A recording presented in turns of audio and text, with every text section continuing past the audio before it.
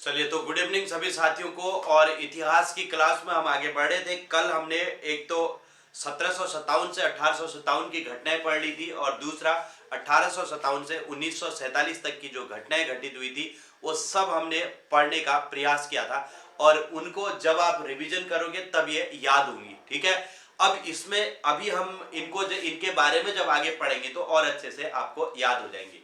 अभी मैं और रिवीजन कराऊंगा इनको, तो ये धीरे धीरे याद हो जाएंगी। इनके लिए आप लोगों ने प्रयास करना है, इससे आपका मॉडर्न हिस्ट्री का अच्छा खासा पोर्शन क्लियर हो जाने वाला है अगर इसको अच्छे से तैयार करोगे तो।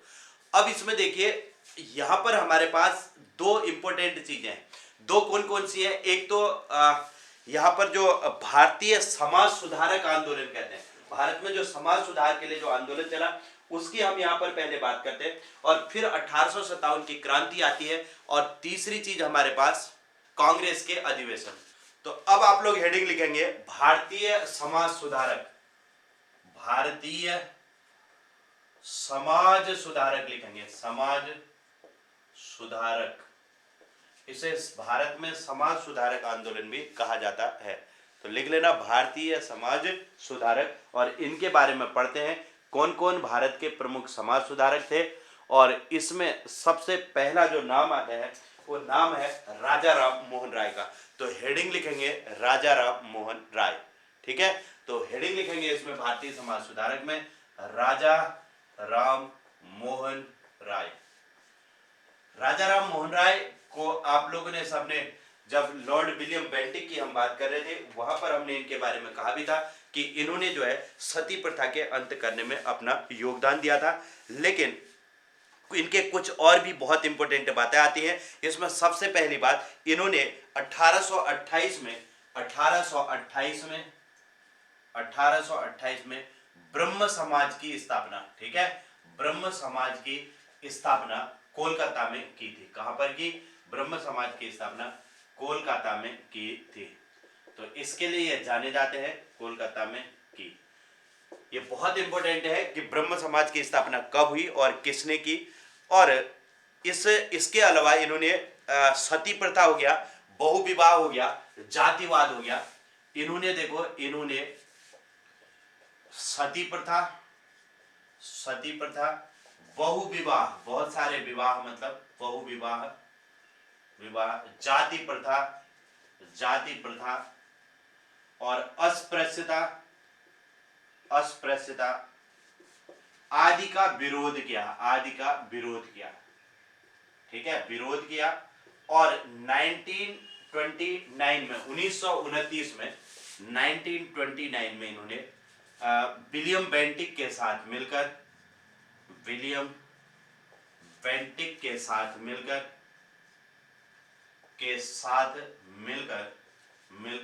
क्या किया था? सती प्रथा का अंत किया, ठीक है, अंत किया था। अब इन्हें देखो, भारतीय, इनके लिए कुछ नाम आते हैं। इन्हें आधुनिक भारत का पिता या नए युग का अग्रदूत कहा जाता है। इन्हें आधुनिक भारत का पिता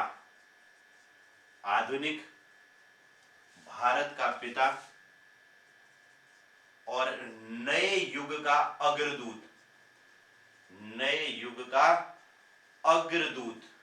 इंपोर्टेंट नाम आता है, नए युग का अग्रदूत।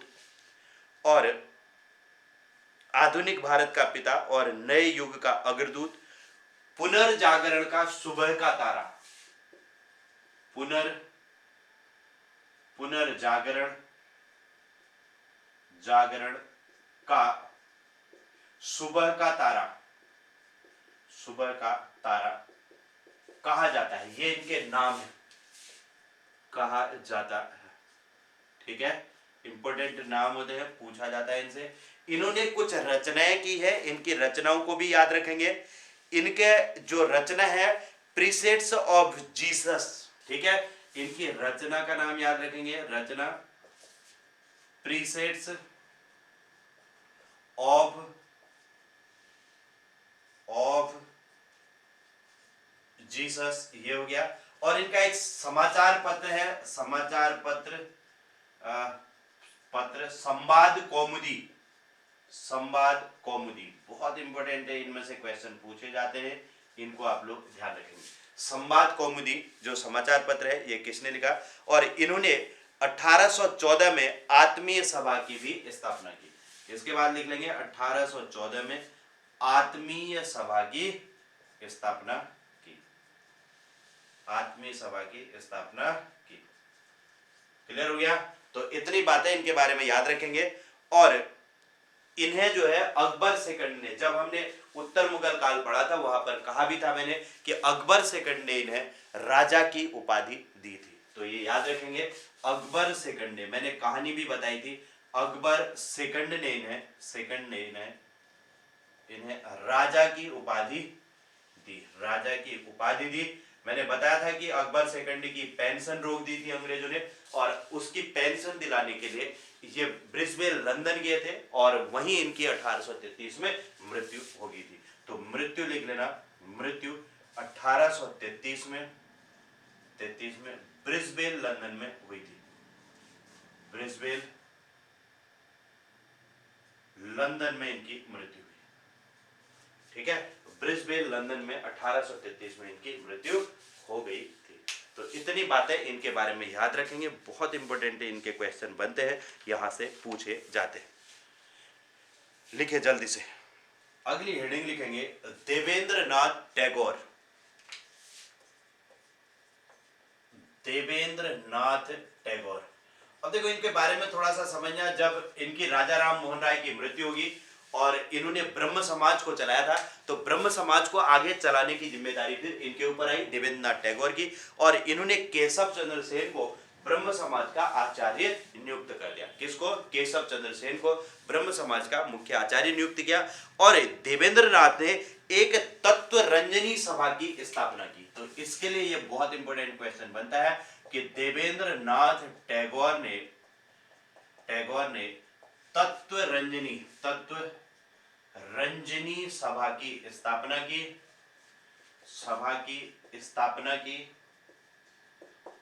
की, जो बाद में क्या कहलाई, जो बाद में तत्वबोधिनी सभा कहलाई, तत्वबोधिनी सभा कहलाई। बहुत इंपॉर्टेंट क्वेश्चन होता है कि तत्वबोधिनी सभा कहलाई, तत्वबोधिनी सभा की स्थापना किसने की थी? तो इनका नाम है देवेंद्रनाथ टैगोर। इसके बाद अगला नाम आता है महादेव गोविंद रनाडे। नेक्स्ट होते हैं महादेव, ये समाज सुधारक है, महादेव गोविंद रनाडे। इनके बारे में भी एक पॉइंट इंपॉर्टेंट आता है जिस पर हम चर्चा करते हैं कि इन्होंने, नेक्स्ट हेडिंग लिखिए महादेव गोविंद रनाडे। अब ये किस चीज के लिए जाने जाते हैं? एमजी रनाडे कहते हैं। और इन्होंने आत्माराम पांडुरंग के साथ मिलकर 1867 में प्रार्थना सभा की स्थापना की। 1867 में प्रार्थना सभा, बहुत इंपॉर्टेंट सभाएं हैं ये, प्रार्थना सभा की स्थापना एमजी रनाडे और आत्माराम पांडुरंग ने की। कभी कभी आत्माराम का नाम अकेले भी आ जाता है, आत्माराम पांडुरंग ने की। ठीक है, तो इनने जो है एमजी रनाडे और आत्माराम पांडुरंग ने प्रार्थना सभा की स्थापना की। और इन्हें जो है एमजी रनाडे को महाराष्ट्र का सुकरात भी कहा जाता है, ये ध्यान रखना। एमजी रनाडे को महाराष्ट्र का सुकरात भी कहते हैं, सोक्रेटिस। ठीक है, सुकरात भी कहते हैं, ये भी याद रखना। और एक इनकी रचना आती है, ये भी इंपॉर्टेंट रचना हो जाती है, एक आस्तिक की धर्म में आस्था। रचना लिख लेना इनकी, एक आस्तिक की धर्म में आस्था, ये इनकी रचना है, एक आस्तिक की धर्म में आस्था। क्लियर हो गया? ये है एमजी रनाडे के बारे में। अब हम बात करते हैं स्वामी दयानंद सरस्वती। इतने लिखे, और नेक्स्ट हम लिखते हैं स्वामी दयानंद सरस्वती। इनका नाम बहुत इंपॉर्टेंट है, और फिर रामकृष्ण परमहंस और स्वामी विवेकानंद। लिखिए, जल्दी कंप्लीट करें। अगली हेडिंग लिखेंगे स्वामी दयानंद सरस्वती। दयानंद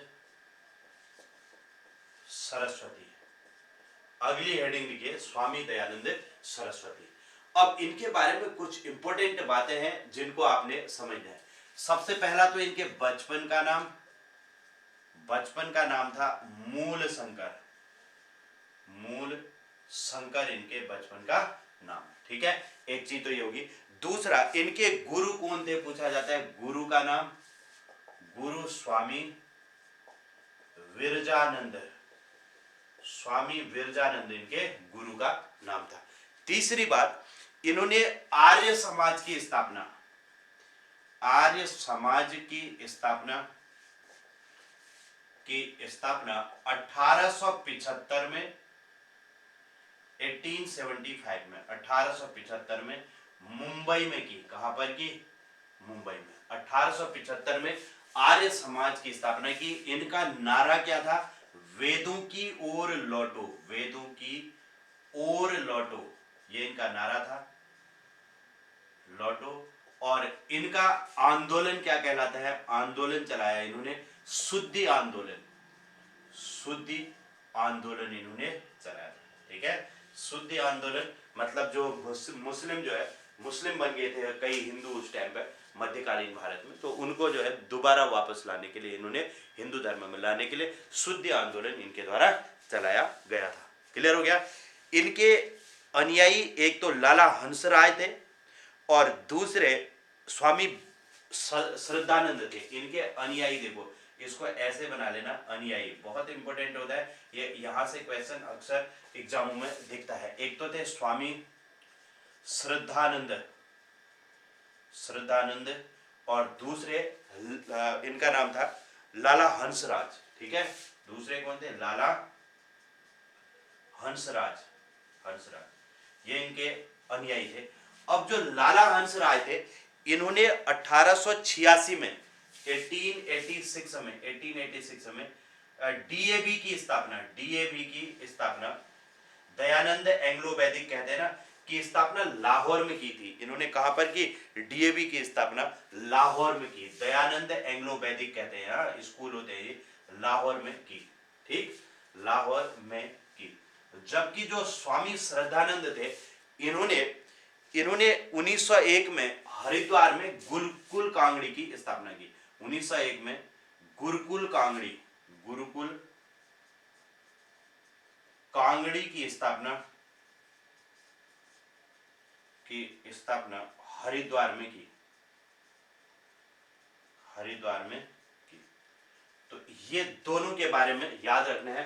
डीएवी की स्थापना कहां पर हुई? लाहौर में। कब की? 1886 में। और गुरुकुल कांगड़ी की 1901 में। किसने की थी? ध्यान रखना, यहां से क्वेश्चन पूछा जाता है। गुरुकुल कांगड़ी और डीएवी की स्थापना, ठीक है। ये स्वामी दयानंद सरस्वती के अनुयायी थे, इन दोनों। और इनकी एक रचना बहुत इंपॉर्टेंट होती है, उसका नाम है सत्यार्थ प्रकाश। ये किसकी रचना है पूछा जाता है, तो इनकी रचना का नाम है स्वामी दयानंद सरस्वती की सत्यार्थ प्रकाश। बहुत इंपॉर्टेंट रचना होती है, सत्यार्थ प्रकाश की इन्होंने रचना की थी। क्लियर? अब इसके बाद अगले आते हैं स्वामी रामकृष्ण परमहंस। ये स्वामी रामकृष्ण परमहंस जो है, स्वामी विवेकानंद के गुरु थे। स्वामी विवेकानंद के गुरु थे और ये काली मंदिर के पुजारी थे। ठीक है, बस इतना ही इनके बारे में याद रखना, बहुत ज्यादा कुछ है नहीं। स्वामी रामकृष्ण परमहंस ये स्वामी विवेकानंद के गुरु थे, इसके लिए जाने जाते हैं, ठीक है। और इसके बाद नाम आता है स्वामी विवेकानंद का, बहुत इंपॉर्टेंट नाम आता है स्वामी विवेकानंद। स्वामी विवेकानंद अच्छे से एक बार चेक कर लेना। तो स्वामी विवेकानंद जन्म 12 जनवरी 1863, 12 जनवरी 1863 को स्वामी विवेकानंद का जन्म हुआ और मृत्यु 4 जुलाई 1902 को हुई थी। इनकी मृत्यु कब हुई? मृत्यु 4 जुलाई 1902 को, ठीक है, 1902 में इनकी मृत्यु हो गई थी। बचपन का नाम, बचपन का नाम जो है नरेंद्र नाथ दत्त, नरेंद्र नाथ दत्त जो है इनके बचपन का नाम था। बचपन का नाम नरेंद्र नाथ दत्त था और इन्होंने रामकृष्ण मिशन की स्थापना 1897 में, 1897 में रामकृष्ण मिशन की स्थापना, रामकृष्ण मिशन की स्थापना बेल्लूर में की थी। बेल्लूर, बेल्लूर मठ कहते हैं, बेल्लूर पश्चिम बंगाल में की, पश्चिम बंगाल में की थी, ठीक है। तो ये हो गया, इन्होंने रामकृष्ण मिशन की स्थापना बेल्लूर पश्चिम बंगाल में की थी, इस बात को ध्यान रखेंगे। और 1893 1893 में इन्होंने ये तो 1897 में रामकृष्ण मिशन की होगी और 1893 में इन्होंने शिकागो, 1893 में शिकागो विश्व धर्म सम्मेलन में भाग लिया, ठीक है। शिकागो विश्व धर्म सम्मेलन में भाग लिया, धर्म सम्मेलन में भाग लिया और उसी से जो है ये सम्मेलन में भाग लिया और इसी से ये बहुत प्रसिद्ध हो गए थे। और इन्हें जो है, पहले इनका नाम नरेंद्र नाथ दत्त था और इनके गुरु